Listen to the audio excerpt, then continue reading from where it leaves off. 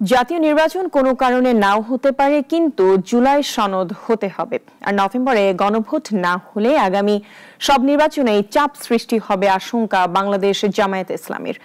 দলের নায়েবে আমির ডাক্তার সৈয়দ আব্দুল্লাহ মোহাম্মদ তাহের সকালে রাজধানীতে কমনওয়েলথের প্রতিনিধি দলের সঙ্গে বৈঠক শেষে এই শঙ্কার কথা জানান।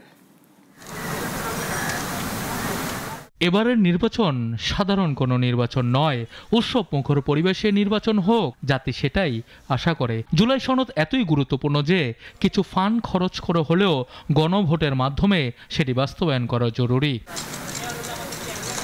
সকালে কমনওয়েলথের প্রতিনিধি দলের সঙ্গে বৈঠক শেষে সাংবাদিকদের এসব কথা জানান বাংলাদেশ জামায়াতে ইসলামীর নায়েবে আমির ডাক্তার সৈয়দ আব্দুল্লাহ মোহাম্মদ তাহের। এই আদেশের পরে যেটা হবে সেটা হচ্ছে গণভোট হবে। ডাক্তার তাহের আরো বলেন, নভেম্বরে গণভোট না হলে আগামী সব নির্বাচনেই চাপ পড়তে পারে। গণভোটের সঙ্গে উচ্চকক্ষের প্রতিনিধিত্বমূলক ব্যবস্থা বা পিআর বিষয়টি জড়িত, তাই নির্বাচনের আগে গণভোটের মাধ্যমে এই সমস্যা সমাধান প্রয়োজন। জাতীয় নির্বাচনের পূর্বে গণভোট, এটাই সঠিক সিদ্ধান্ত, এটাই যথার্থ, এবং আলাদাভাবেই জাতীয় নির্বাচনের আগে গণভোট দিতে হবে। কমনওয়েলথের ইলেকটোরাল সাপোর্ট শাখার প্রতিনিধি দলের সঙ্গে বৈঠক প্রসঙ্গে তিনি বলেন, বাংলাদেশের নির্বাচনের পরিবেশ কেমন আছে তারা সেটি জানতে চেয়েছে।